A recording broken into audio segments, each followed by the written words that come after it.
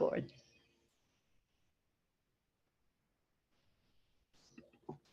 Hello, everyone. This is Lucy, your hostess, and today is Thursday. Today we have a pre-recorded interview with my guest, and it is going to be on StreamYard and also streamed to my profile, my Facebook group, and my YouTube channel. So if you are looking at the pre-recorded version, please tell us where you're from. You know how I love to know where everybody's from. As you well know, I'm here in Mexico, delighted to be here, and I love working from here. Also, the other thing, above this video, you will see StreamYard. It could be below. All right, click on StreamYard and let StreamYard use your name, okay, so that if you interact with us, if you want to comment, all right, we will see your name.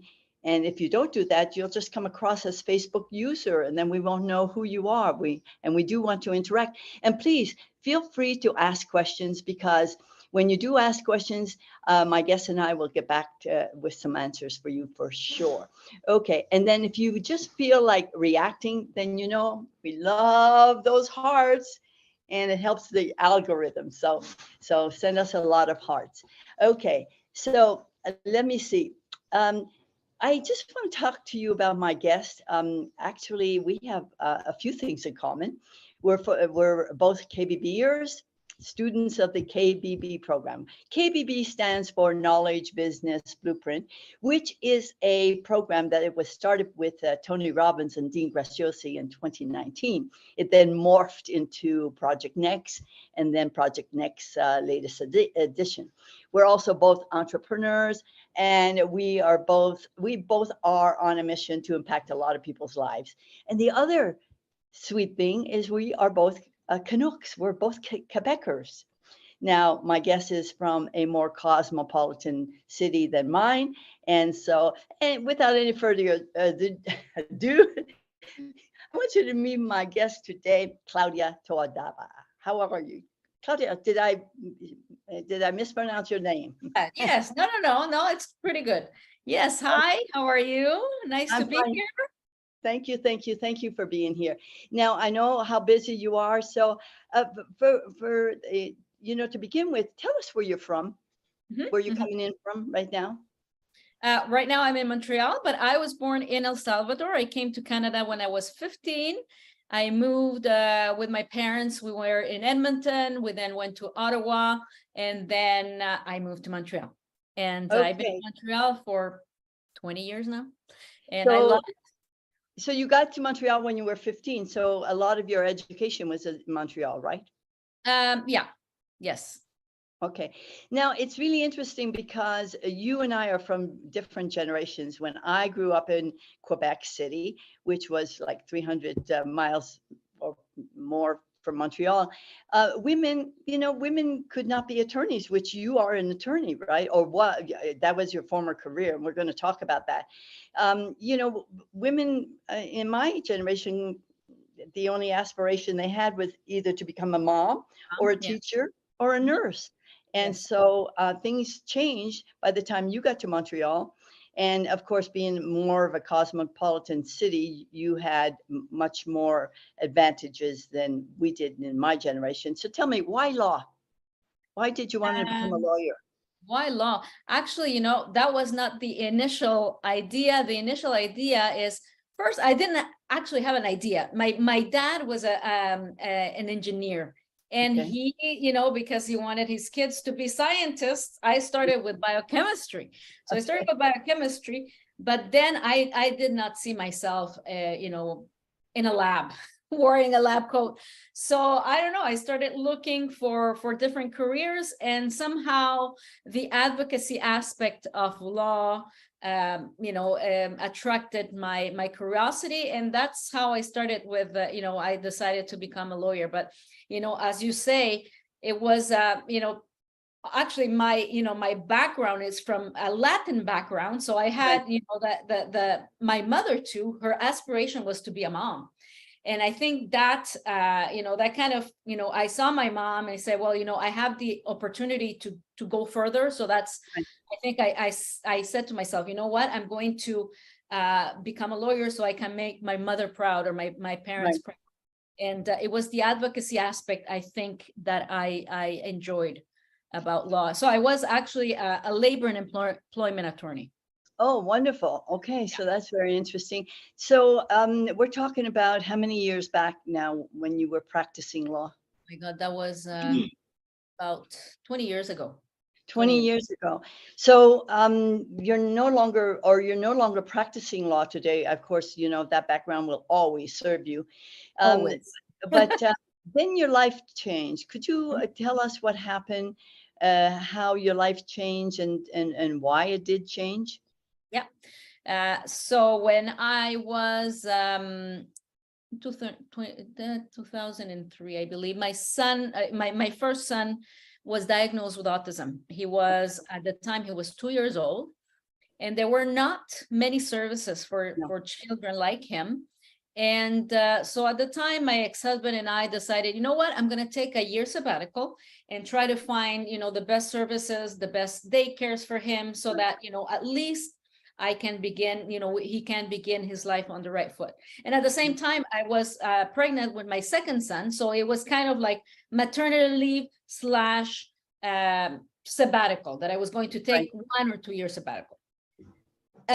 What was supposed to be a 1 or 2 year sabbatical turned into years because my son, of the severity of my son's autism, because of the lack of educational and daycare alternatives, and also because of the lack of flexibility in the law profession. Because the law profession, and I think it continues to be like that, you know, you will work on weekends, you work in the evenings, and there's not really part-time jobs out there.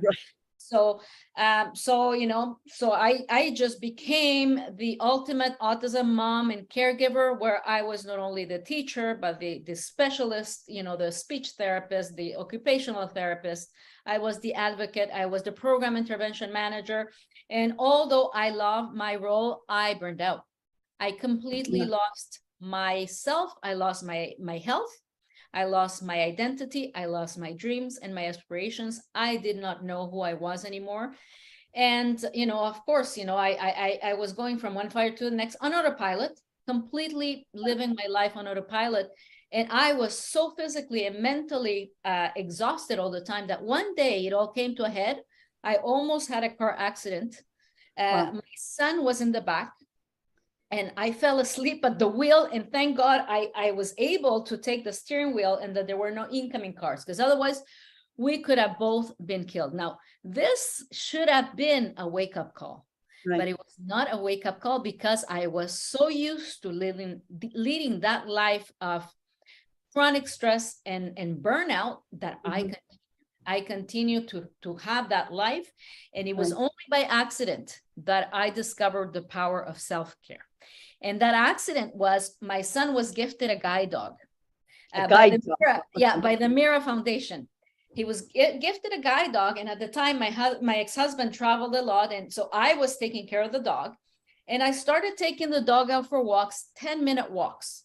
And I kid you not, 5 days after I started taking the dog out for walks, I realized it has been years since I had not taken time for me, to have like me time to just, you know, detach from the chronic stress and then just let the mind declutter. And these little walks became my escape. They became my me time, where I could finally, you know, just my mind could relax, where I could finally start to reconnect with myself. And that's how my journey began. But I had an epiphany about 5 months after, because my neighbors were joggers.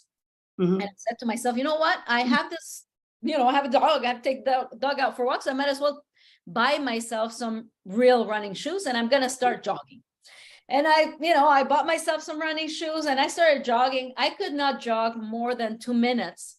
But, you know, I continued, I stayed consistent. And about 4 months after I started jogging, I went to the same running store where I bought my shoes, and there were 2 ladies there selling some tickets. And it was tickets for, it was a fundraiser for the Cancer Foundation. And it was a fundraiser, but it was also a race, a 5K race. And I was going just to buy some tickets, for the foundation, Event. Yeah. the event. And then something came over me, a sign from the universe telling me, register for that race. Register. So I register. I could not run more than 2 kilometers, but it was a 5K race. But I said to myself, you know what? I'm going to register for the race. And I think the sign from the universe was, if she registers for a race, if she has a goal, she's going to stay consistent with this new habit that is walk and to jog, and she's getting her health back. So anyways, I registered for this race, and I crossed the finish line, and I still remember that date. I still have Goosebumps.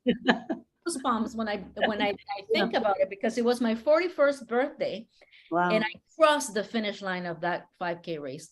And that was the moment. That was the epiphany when I decided that enough was enough. Yeah. I needed to take charge. I needed to become responsible, take full responsibility of my physical, mental, and emotional well-being, so that I could have the endurance of taking care of my son long-term, because he's severely autistic. He's not going to be autonomous. He's not going to be able to go to school, to go to university, to marry. He's going to be with his family for the rest of his life. So I need to have the energy and the vitality and the mental strength to endure the marathon of chronic stress. And that's really the epiphany, the moment where everything changed, and I decided to take care of myself.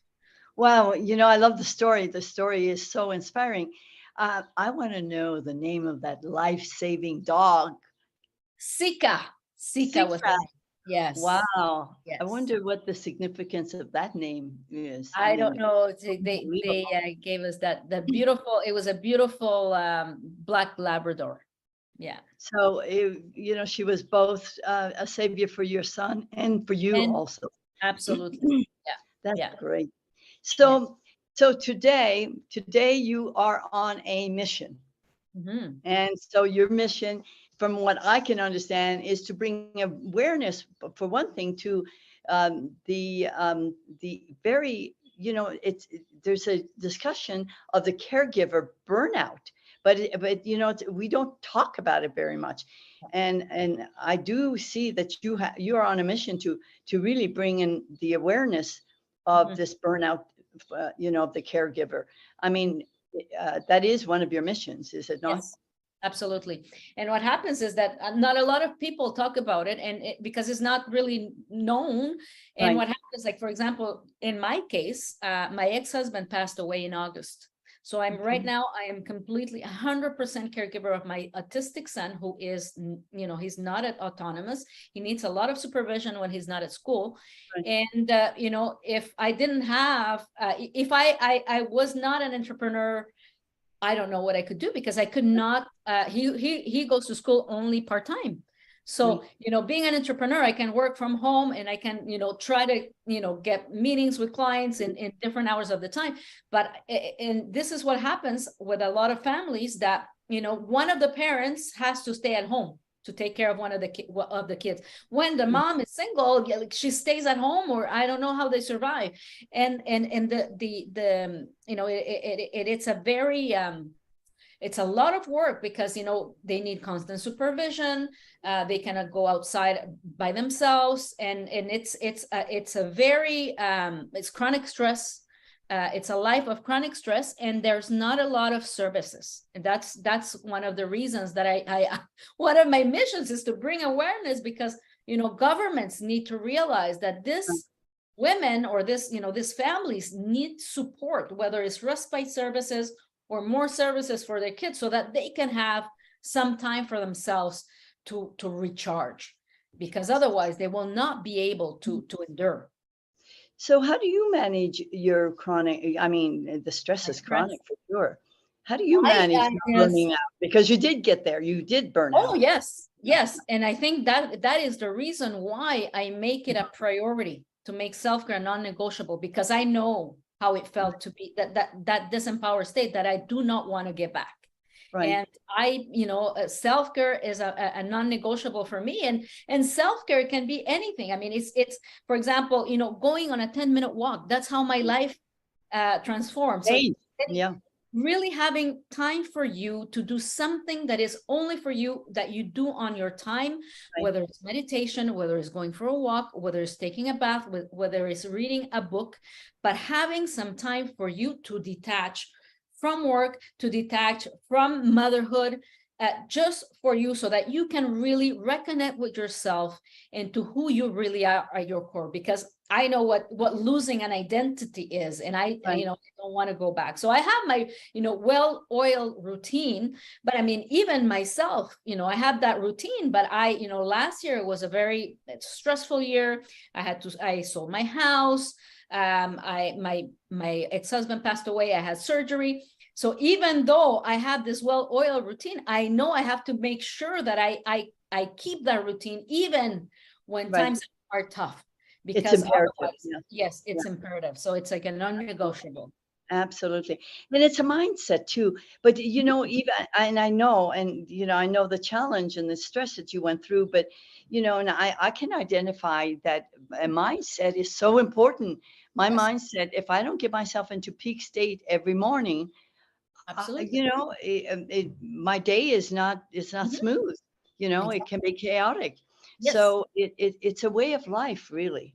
I Mhm. mean, and Yeah. so it's even more so for someone like you who's challenged with an autistic son, Mhm. or busy moms. I mean, I think mom is sainthood as far as I'm concerned. Mhm. Really, Mhm. you're making your way to heaven right here on earth. And so tell me, so this is so exciting, and I can see how passionate you are about this. So now you are a coach, right? You consider yourself a coach Yes. for, Yes. and so how would you describe yourself as coach? Because today coaching is a big business. Mhm. And there are lots of coaches out there. There are a lot of women out there who have lots of good messages and want to Yes. make a difference in this world. And so, is your niche predominantly busy Right. moms with autistic children, or corporate moms who are so busy they're almost in Both. that robot Yeah. Yeah. mode? Both. Both. It's really about, yeah. It's corporate moms who are wearing Mhm. multiple hats, but also, yes, women who are. I would say that my niche now, it's really, yeah, it's female leaders, whether it's corporate or whether it's businesswomen, who are wearing multiple hats, which whether it can be motherhood, whether Yeah, it's special needs motherhood, yeah, or whether it's caregiving. yeah. Because caregiving, it's not It's only to big. your child. Caregiving, it could be to your elderly parents, to your Yes, disabled brother. yeah, So it's if that also, it's another layer of. So it's really, burnout prevention and holistic wellness. I would say that I'm a burnout prevention coach, but really what I do, it's health and life transformation, because that is what I went through, health transformation, but also life transformation, incorporating daily non-negotiable habits that are going to ensure that you are physically, mentally, and emotionally empowered every single day, so that you can show up powerfully for all your roles, not right. only as a mom, but also as as a businesswoman or as a corporate leader. But it's really my tagline is non-negotiable self-care, non-negotiable Non-negotiable self. habits. Yeah. Yeah, non-negotiable habits, and that your self-care is your superpower to thrive. But really, you could be talking to every man and every Everybody, yeah, woman on this exactly. earth. I mean, really, we Yes, all need to, because if we don't absolutely. take care of ourselves, we can't take care of Of anybody else. You anybody, know that. Yeah. absolutely. It's Yes. the old put your mask on first and then put Mhm. the mask on your child next, that Exactly. the Yeah, airlines with your own, teach yeah. us. Exactly. Fill your cup. Yeah. So Mhm. tell me, is your coaching usually done one-on-one, or do you coach groups, or how do you Yeah, go right about it? now it's one-on-one, but I am currently working on a group coaching program that is going to be based on my journal, on the journal that well, last year in July, I published a journal, the self-reflection journal and self-care planner for the super busy mom. Well, And let then, me see that. yeah. Could you see? Yeah. Okay, I just want to let you know, folks, that Claudia is an author of several books, and this is your latest, is it not? Self-reflection journal and self-care planner for the super busy mom. Mom, yes. Thank you. And so this And is where can we find that? And where can Amazon. This is my first book, which is my memoir. Okay, From burnout to unstoppable. So if you want to become unstoppable, that's also in Amazon. And then my latest is a version of the self-care plan, but this one is for the badass autism mom.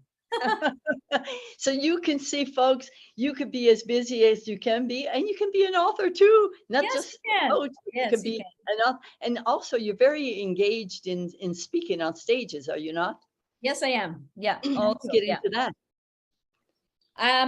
Because I'm an author, I guess, people, Yeah. they come to me and they want me to talk on stages. Yeah, I was in Paris in March and I did 2 talks. Yeah. So you were able to do it in French. How wonderful is that? Yeah, well, I did one in French and another one in English. Yeah. Wonderful, wonderful. Yeah. So tell me what's next for you, Claudia. I mean, you are a busy mom. You're an author. You're doing group coaching. What's next? What's your Well, I big think dream? my big dream is yes, to get into really doing group coaching so that I can impact more women, and to eventually do retreats in my new property that I'm visualizing, that I'm manifesting. I'd like to get myself a property in Costa Rica, where I want to do retreats, stress management and women's empowerment retreats for busy women in general, but also, a specific one for, my caregivers. And, if I can do it for free, because I know that a lot of them, a lot of them are stay-at-home moms. And, if I could fly them over and do a free retreat once a year for this caregiver moms, like that would be my dream. That would be really my dream. How can those busy moms get away for a retreat? They would have to, they would have to set boundaries. One of the things that I tell my mothers, set boundaries and do not hesitate to ask for help. To partners or family members, because it is essential that they get away from that. Very often people forget that there is asking for help, and that it's okay. It's part of the self-care. Absolutely. Yeah. It is absolutely, it's one of the things that I tell them, like, do not hesitate to ask for help. Because people think that they look weak if they ask for help, but it's not. No, it's not. Absolutely. Well, that's a wonderful dream, and I just love that. It comes to my mind, a lot of my audience are KBBers and Project Nexers, and so I have some members in my group alone that are struggling. I mean, they join the course at Project Next, especially because the KBB was 2019, and so these people know that they have a message. They know that they're meant for so much more, but they get stuck somehow.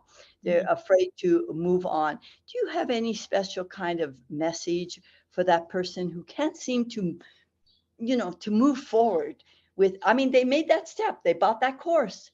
No, but I agree. I was stuck myself too, and I think that we have to realize that, it's not enough to just build a course. No, it's not. You have to sell it. You need to do marketing and all that. But I think one of the things that, if they have that message, if they know that they can help someone, don't hesitate to start coaching for free, because that is going to give you testimonials, and that's going to start the ball rolling and the momentum going. Because if you do the course and then you just sit there, sales are not going to come. So it's really have to go and to actually get people to be interested in you. You need testimonials. Absolutely. And you need to brand yourself. Thank you for Yes. mentioning that, because my team and I, we have a launch lab program, academy, where we teach people how to brand themselves, how to brand their business, how to launch on Facebook organically. Mhm. But getting them there is really the challenge. Mhm. Those who, because you don't need a course. You and I No, discussed this. The first time not at with all. KBBers, we thought, oh, we had Yeah, to come up with a course. I lost 6 months doing the course. I never used I it. agree. I And never sold it. I wouldn't say a waste of time No, it because I was a good learned a lot. experience. But it kind Oh, of, if you're in momentum, it kind of slows you down because you yeah. think, oh, you have to film and you have to do this and this and this all for the course. But then the course just by itself, it does not sell itself. No, you can't just put it up. It's like putting it's on any platform. You put your book on a platform, or like, for example, mastermind.com, and nobody knows about it. Nobody Yeah, knows about you. You have to market. You exactly. have to market Exactly. yourself. You have to brand Yourself. yourself. And you're right. You start with the power of one. You start, that's a great advice. Just start, coaching one person, Yeah. and you can offer, as as a compensation, that they give you a testimonial. I Testimonial. mean, Yeah, what greater thing, because social proof is really, really very important when exactly. you're Yeah. branding yourself. So Absolutely. thank you for that advice. So if any of my audience would like to touch base with you, would like some information, would like to just have a chat with you, what is the best way that they can contact you? Well, they can follow me on Facebook. I'm on my Facebook profile. I have a Facebook page called the Unstoppable Mom Project. And I have also a Facebook group called From Burnout to Unstoppable Female Leaders. For your audience, I am going to offer a free gift. If you stay till the end, if you have stayed till the end, my free gift, I'm going to offer you a 15-minute empowerment call where Wow. we're going to look at your self-care, your self-care habits and how we can optimize that so that you can become the most unstoppable entrepreneur that you can be. Wow, that's great. And so, all those places that you can contact Claudia is in the tickler below. But I will make sure that after this interview, in the comments below, I have all that information for you to copy and paste. And that'll be one way, several ways actually, to contact my wonderful guest, awesome guest, Claudia. Claudia, is there anything that I haven't touched upon, just chatting with you, that perhaps is important that you would like my audience to know, either about you, about what you do, or about, just life in general? Well, yes, because I know that your audience is mainly entrepreneurs, course creators, creatives. I just want to remind you that you need to take care of yourself. My mantra, self-care is non-negotiable because entrepreneurship is stressful because there are so many Yep. things that we have to look at, building the course and then marketing and sales, etc., etc. So it really can take a toll, having had having had burnout myself before, and sometimes I can tell you that there are so many things that we have to look at, that we really need to center ourselves, Right. have some time for ourselves so that we can reconnect with ourselves and really focus on who we are at our core and what matters to us most, because sometimes so many things going on that we really daily we need to have like a routine, a self-care routine, or a morning routine, evening routine, where you can empower yourself physically, mentally, and emotionally so that you can reconnect with yourself and stay empowered, because it's very easy to lose ourselves, in entrepreneurship, because it's a lot of work. So you heard it from Claudia, folks. Self-care is non-negotiable. Non-negotiable, that's it. All Yeah. right, so you do have to take care of yourself. And because, excuse me, and because you've stayed till the end, we have a special gift. And so you can message Claudia and just put gift in your message, and she will make sure that you get her special gift. Yes, Okay. send me a DM. You can send me a DM. I'm on Facebook. You can friend me, and then send me a DM. And Did we talk about your special gift for people yeah. who? So the special gift. Well, it's the 15-minute call. Okay, the 15-minute call. Oh, absolutely. Yeah. And I also have, like, if you come to the call, I have a gift as well, because I have the 7 self-care habits that transform my life. So I have a little PDF, easy to read PDF, but that you can keep it for yourself, and that you can remind yourself what are easy to implement self-care habits for your Right. day, so that you can have like an easy to implement routine that you can do every single day. So that could be your part of your daily mindset. Thank you Exactly. so thank you so very much, Claudia. Thank you. I know how busy you are as a mom, and I know how busy you are as an entrepreneur, and you're doing wonderful things. And thank you for impacting so many people's lives and for being here with us today. I so appreciate you. Thank you for having me. It was a pleasure and a privilege. Thank you. And to my audience, thank you for being here. And just remember, self-care is non-negotiable. Also, if you are a person, a course creator, an entrepreneur, a coach, and you need help with branding yourself, all right, and launching your own business, then contact me and I will make sure to give you all the details to help you get there. Okay, bye for now. Bye. Thank you, Claudia, and we'll talk soon. Bye. Bye, everybody.